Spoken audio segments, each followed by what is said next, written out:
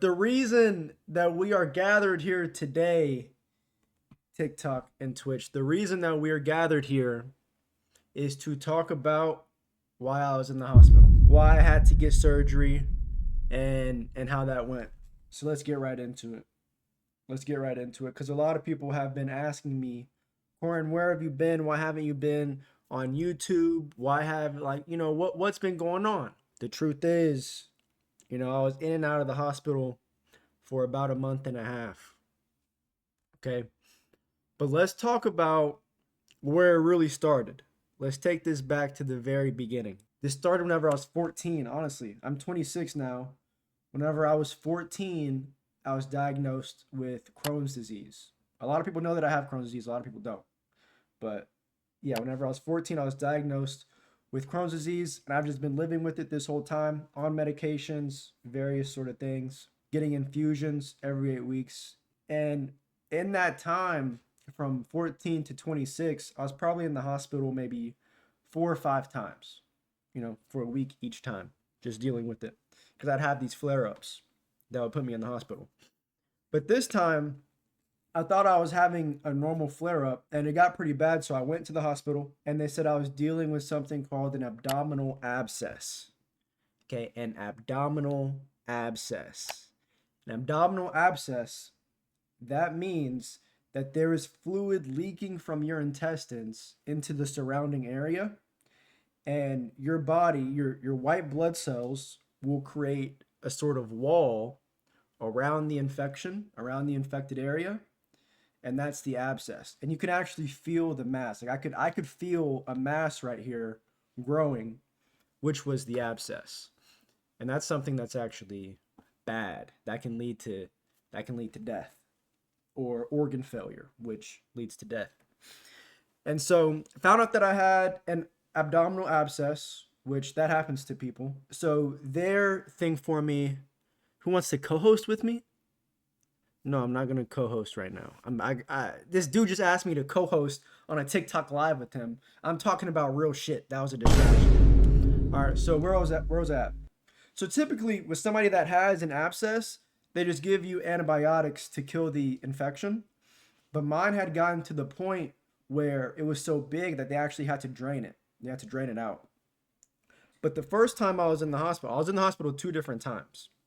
So the first time that I was in the hospital, was for maybe a week. And they just sent me home on antibiotics. They said that it was big, but they said that antibiotics would possibly help with this. So I got sent home on antibiotics.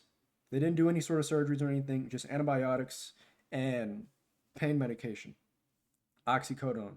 And then a couple of days later, I was out for maybe a week and I was still in a lot of pain. I felt like it was getting worse. And my doctor, his prognosis or his next step for me was to get an MRI, which an MRI, that's just to get a better look at what exactly is going on in that area to see if I was dealing with something called a fistula. Okay, with Crohn's disease, a big concern is a fistula. Okay, I'm going to explain what a fistula is. Okay, you know how your intestines are in a pattern like that? Your intestines are curvy. Well, in those curves, what can happen is they can like fuse together. Because I have Crohn's disease, which is inflammation in the intestines, there are pieces where your intestines can start to fuse together where they're not supposed to, which is bad. That causes something called a fistula. And whenever that happens, that can create a hole in the intestines where things can come out, causing an abscess. They didn't know that at the hospital. They didn't realize that I could possibly be dealing with a fistula, which that is bad. That's a big deal. So 5 days later, so my doctor said that I should get an MRI, right? I schedule the MRI. They say, okay, the earliest we can get you with an MRI is 3 weeks from now. That's not okay. I can't wait 3 weeks to get just an MRI just to figure out what's going on because I was in so much pain. And so I decided I don't think I'm getting better. I think I'm actually getting worse. So I'm going to go to the hospital. So I went back to the hospital 5 days later. And this time they said, yeah, the abscess has gotten bigger. So they went ahead and drained it. I had to get a minor surgery. That one was a minor surgery where they just stick me with like a needle and drain out the abscess, actually drain out the fluid. And I was awake for this. I saw it happening. I literally saw the surgeon pulling out like tubes of just random fluid. I don't know what the fuck it was. It was infection, right? Random fluid. Okay, so after that, I go back to the hospital room. I'm just in the bed, blah blah blah, chilling. Like 2 days go by, and this hospital that I was at, it was like fucked up. Like I was in a weird room. It wasn't like a normal room that I typically go into. Like this room didn't have a bathroom. Like there wasn't a shower. I wasn't able to shower at this hospital for like 4 days. It was fucked up. Okay. I was pretty much in a closet that had a bed in it. And so like 2 days later, a surgeon comes down and he's like, this is where it got serious. This is where it got serious. So the surgeon comes down and he's like, Koren, you're going to have to get a surgery. You're going to have to get a major surgery. We're going to have to cut out your intestines. Because the issue is, if you're dealing with a fistula, which you most likely are, then this is just going to continue to get worse. I can let you go home right now. I can let you leave the hospital right now. But if you leave, like you might be feeling better right now because you had the abscess drained and you're on pain medication and you're taking these different medications right now.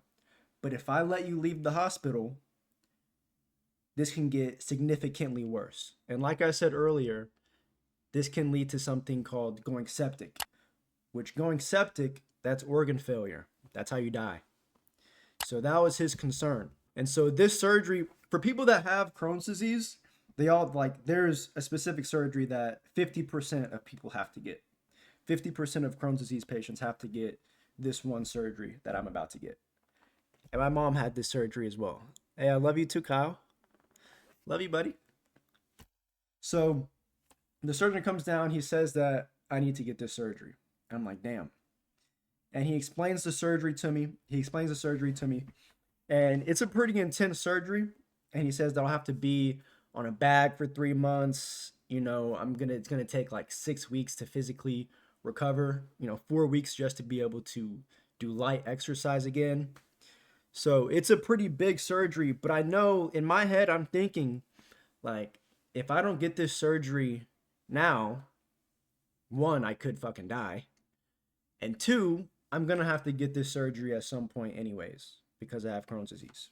I'm going to have to get this surgery anyways. So should I get the surgery now, right? Inconvenience my life right now and just be out of commission for 3 months? Or should I get the surgery later on in life? So I'm like, fuck it, we got to do it right now. I want to get better, so we got to do it right now. So I call my mom. I tell my mom, yo, they want to do the surgery. And she already knows what I'm talking about because she has Crohn's disease as well. And she had a lighter version of this same surgery, right? So I call my mom. I tell her, and she's upset. She doesn't want me to do it. She wants me to wait. She wants to see if I just get better on my own. But I'm like, nah, fuck it. We got to do it. So literally the next day I get the surgery. And this time frame is very fast. Like this is all happening very, very fast.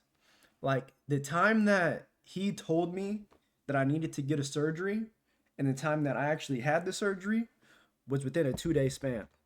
So I had very little time to think about this and to like really adjust.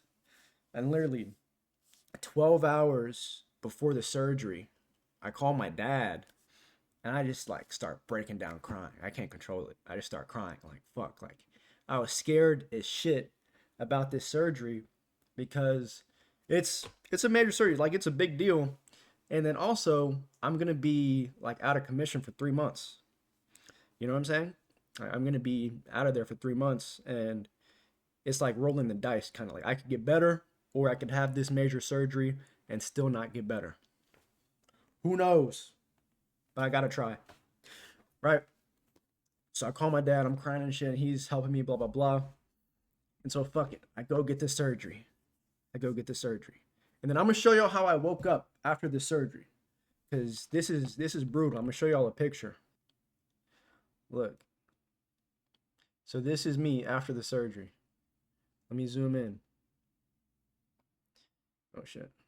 Oh fuck. Yeah, this is me like maybe a week after the surgery. So all that shit that's hooked up to me. One of them is a drain. So there's a drain hooked up to me, and then the staples in the middle, and then the bag. That part sticking out of me, that's my colon. That's my colon right there. So I literally have like my colon sticking out of me, a piece of my colon sticking out. That's my colon right there. And then the stitches right here, blah, blah, blah. The drain, that's maybe a week after surgery, like me at my crib. And so I'll show you guys me right now. This is, so me right now, I still have, I don't even have to, I don't even have to have this part on there. I can just take that off. But I still have like stitches and shit right there. And then that's my colon as well. I'm still recovering from the shit. But I wake up like that in the hospital. There's a catheter in my dick, literally a catheter in my dick. I wake up and I'm like, what the fuck? Like, what the fuck happened? The last thing I remember was I was literally just talking to a lady. It wasn't even the surgeon. I was just talking to a nurse. She's like, yeah, I'm finna go in for this surgery right now. And then boom, I wake up. There's literally a tube going inside of my dick. And I'm like hooked up to a bunch of shit. I'm like, what the fuck happened? Anyways, so I wake up, my dad's there.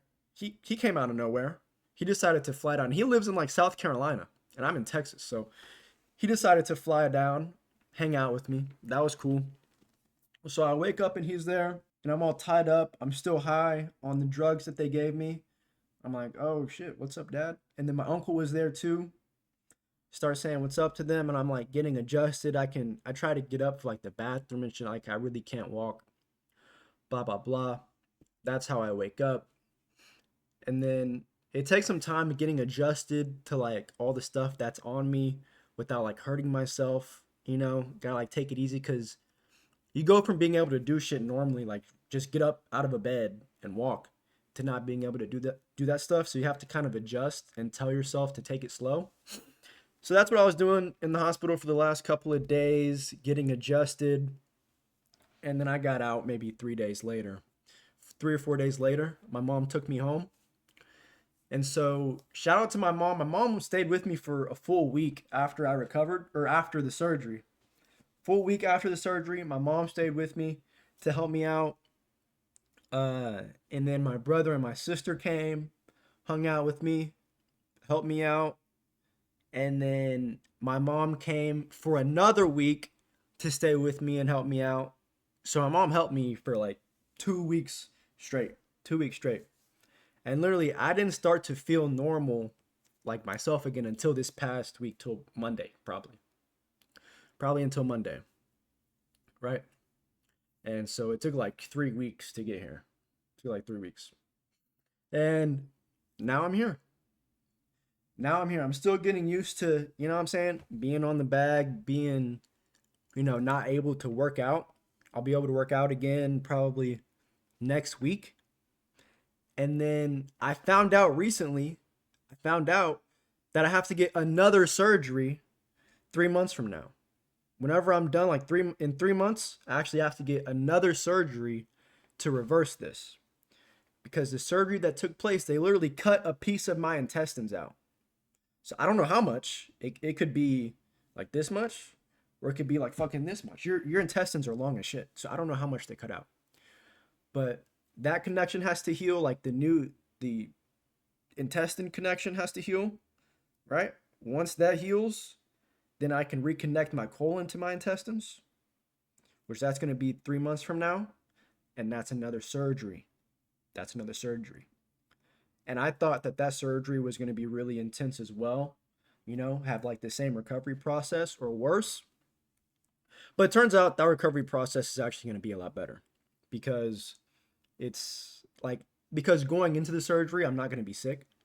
So I'm going to feel good going into the surgery. So my body is going to be able to recover better.